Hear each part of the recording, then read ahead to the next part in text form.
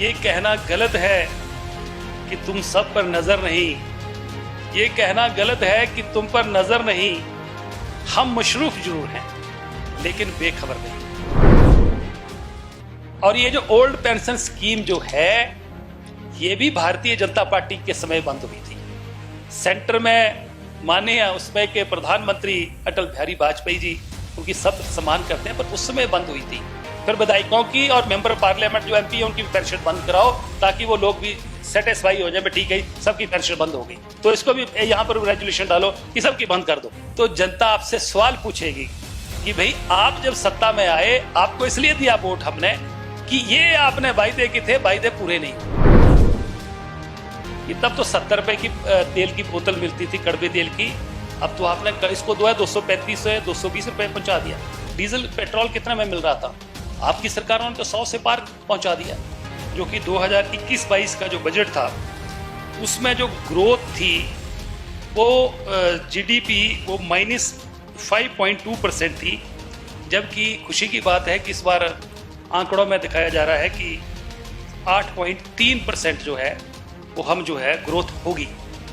मुझे लगता है कि ये महज आंकड़ों को ही बढ़ाया गया है, हकीकत में ऐसा होने वाला नहीं है। बजट इतना नीरस है कि लग रहा है कि सदन में सभी जितने भी सत्ता पक्ष के हमारे माननीय सदस्य हैं उनका इंटरेस्ट कोई नहीं है इसमें। किसी ने लोन ले रखा था, किसी ने गाड़ी ले रखी थी, आज वो सारे के सारे नौजवान परेशान हैं। सरकार की क्या योजना है इसको लेकर, इसमें कोई जिक्र नहीं है कि 1,76,000 करोड़ रुपया जो रिजर्व बैंक के पास रिजर्व रखा हुआ था, वो इसलिए रिजर्व रखा जाता है कि भाई देश के ऊपर कोई विपत्ति आ जाए या कोई ऐसा युद्ध हो जाए या कोई ऐसा जो है डिजास्टर हो जाए तो उस पैसे का इस्तेमाल किया जा सकता है। उस पैसे को भी रिजर्व बैंक से जो है वो आपकी सरकार जो है निकाल के ले गई। और जो प्रोजेक्ट वाले हैं वो स्टाम्प ड्यूटी 2,30,000 की लगा रहे हैं, परंतु मुआवजा जो है पैसा जो है उनको 30,000 दिया जा रहा है। उन लोगों को ठगा गया है। तो ये है किसानों की हालत आपकी सरकार में, मैं जो बताना। और अभी उद्घाटन ऑनलाइन हुआ है और ऑनलाइन होने के पहले ही जो दीवारें लगाई थी वो दीवारें गिर गई। हमने सरकार को लिखा कि भाई ये पब्लिक का पैसा है, इस पैसे का दुरुपयोग हुआ है, इसकी कम से कम जांच करवाइए। कुछ नहीं हुआ। ठेकेदार मौज लूट रहे हैं और मलाई चाट रहे हैं। कोई सरकार में कोई कुछ नहीं है। क्या नहीं हुआ? ये समाचार पत्रों में छपता रहा कि 2400 दिन 2400 दिन से लगातार जंतर मंतर पे पूर्व सैनिक वहां पर जो अपने हक की लड़ाई लड़ रहे हैं। ये जो देश की सेवा करते हैं, कम से कम इनको तो छोड़ देना चाहिए था। आप देखिए कि 2 साल का जो कोविड का समय रहा, इसमें जो व्यापारी तबका है, छोटा व्यापारी है, मध्यम व्यापारी है, बड़ा व्यापारी है, ये लगभग तबाह हो गए। आज दुकानदारों को आप जाके पूछिए कि कारोबार की क्या हालत है, बताएंगे कि कारोबार की क्या हालत है। बहुत बुरा हाल है लोगों का। आप यहाँ पर बोल रहे हैं कि हम तो 15 साल के लिए आ गए। अरे 15 साल के लिए छोड़िए, अब आपकी सरकार की हालत ये है कि जैसे कोई मरीज वेंटिलेटर पर पड़ा होता है उसकी तरह हो। स्वर्णिम हिमाचल दृष्टि पत्र 2017 मैं इसको पढ़ रहा था और इसको पढ़कर ऐसा लगा कि इसको तो सरकार ने लगता है कि डस्टबिन में ही जैसे डाल दिया गया हो। इसमें 70% से ज्यादा है सरकार की इन पे नजर ही नहीं है। तो जनता आपसे सवाल पूछेगी कि भाई आप जब सत्ता में आए, आपको इसलिए दिया वोट हमने कि ये आपने वायदे की थे, वायदे पूरे नहीं। सोचा याद दिला दूं, भाजपा सरकार के वायदे महंगाई का विकास और जनता के विनाश में थे इरादे। तो मुझे तो ऐसा लग रहा है, तब तो एक नारा चला था, बहुत हुई महंगाई की मार, अब की बार भाजपा सरकार। ये तब तो 70 रुपए की तेल की बोतल मिलती थी, कड़वे तेल की। अब तो आपने इसको 235 है 220 रुपए पहुंचा दिया। और यही वजह है महंगाई की वजह है। आप पिछली सरकारों में क्या था, पेट्रोल और डीजल कच्चे तेल का इंटरनेशनल मार्केट में जो दाम थे वो कहाँ थे, और डीजल पेट्रोल कितना में मिल रहा था? आपकी सरकारों ने तो 100 से पार पहुंचा दिया। और आप खाने पीने की चीजों को देखो कितनी बढ़ गई, उसी का तो नतीजा है। आप यहाँ पर बोल रहे हैं कि हम तो 15 साल के लिए आ गए।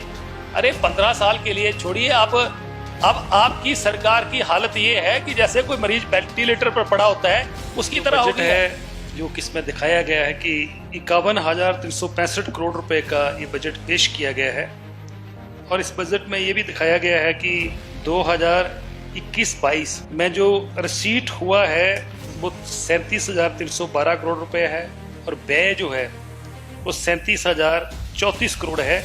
मतलब 278 करोड़ रुपए जो है राजस्व सरप्लस अनुमानित है।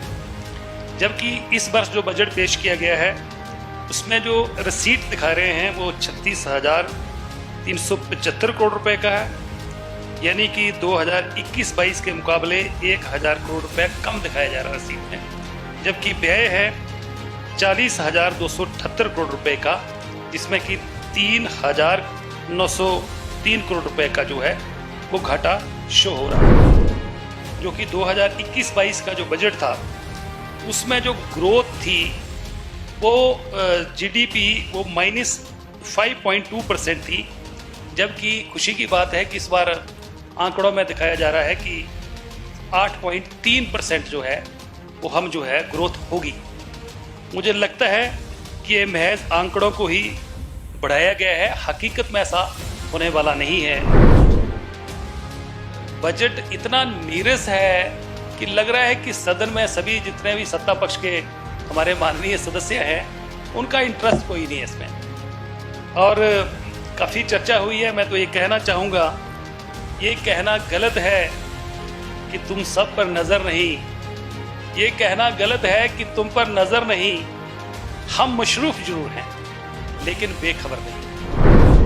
आज लगभग जो आंकड़े बताए जा रहे हैं कि 14 लाख के करीब जो है वो हिमाचल प्रदेश में बेरोजगार हैं।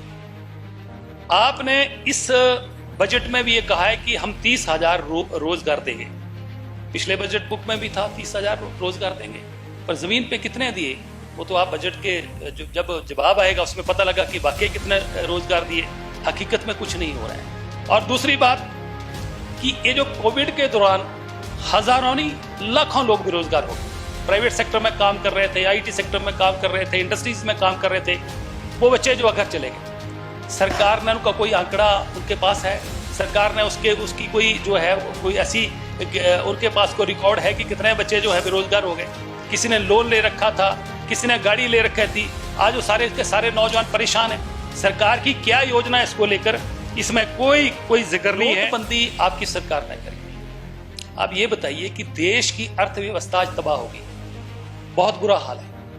नोटबंदी और जीएसटी भी जिस तरीके से बड़े हैफजड़ वे से लागू हुई है उससे प्रदेश की और देश की अर्थव्यवस्था जो है उसका भारी नुकसान हुआ है। आप देखिए कि 1,76,000 करोड़ रुपया जो रिजर्व बैंक के पास रिजर्व रखा हुआ था, वो इसलिए रिजर्व रखा जाता है कि भाई देश के ऊपर कोई विपत्ति आ जाए या कोई ऐसा युद्ध हो जाए या कोई ऐसा जो है डिजास्टर हो जाए तो उस पैसे का इस्तेमाल किया जा सकता है। उस पैसे को भी रिजर्व बैंक से जो है वो आपकी सरकार जो निकाल के ले गई। आपने बड़ी चर्चा करी, मीडिया में चर्चा हुई, रैलियों में चर्चा हुई कि भाई किसानों की आमदन जो है डबल कर देंगे। आज किसानों का क्या हाल है? 2017 से पहले आपका मंडी का जो 4 लेन बन रहा था उसको लेकर कितना एजिटेशन हुआ? आप उस एजिटेशन में शामिल हुए? क्या उनको फैक्टर 2 के तहत आपने मुआवजा दिया? क्या फैक्टर 4 के या फैक्टर 1 के तहत भी मुआवजा दिया? आज किसान जो है, जो जमींदार हैं, वो उसी तरीके से जो है वो वहां पर जो है जूझ रहे हैं। मेरे चुनाव क्षेत्र में धौला सिद्ध प्रोजेक्ट लगा, वहां की जो लोगों की किसानों की जमीन ली गई उसकी आप देखिए कि 30,000 रुपए किसान को दे रहे हैं और उसकी जो स्टाम्प ड्यूटी लगाई जा रही है। माननीय मंत्री जी, आपके डिपार्टमेंट से मतलब है, सवाल कर रहा हूं कि धौला सिद्ध प्रोजेक्ट की जो जमीन एक्वायर हुई है, चाहे नदौड़ कस्सी चुस्सी में, चाहे सुजानपुर में, चाहे जैसलपुर में, चाहे झोलाजी में, यहाँ पर बहुत बड़ा घोटाला हुआ है।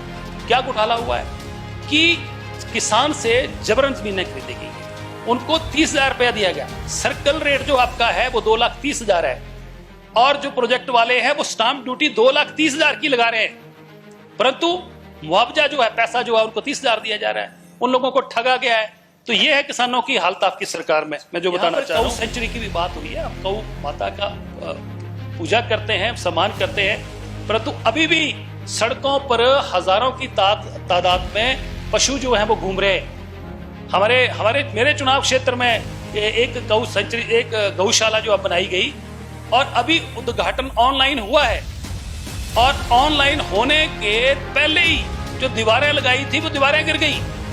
हमने सरकार को लिखा कि भाई ये पब्लिक का पैसा है, इस पैसे का दुरुपयोग हुआ है, इसकी कम से कम जांच करवाइए। कुछ नहीं हुआ, ठेकेदार मौज लूट रहे हैं और मलाई चाट रहे हैं, कोई सरकार में कोई कुछ नहीं है।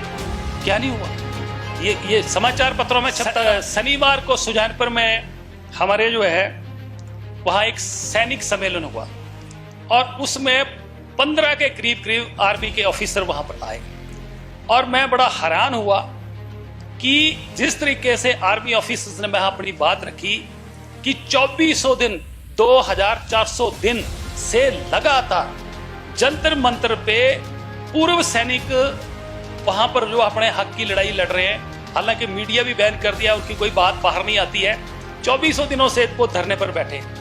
ये जो वन रैंक वन पेंशन का जिस तरीके से उन्होंने उस दिन व्याख्यान किया कि इसमें जो है हमारे साथ ज्यादती हुई है, पूरे जिस तरीके से हमारा हक था हमें नहीं मिला है, ये मुझे लग रहा है कि बाकी के लोग तो ठगे गए।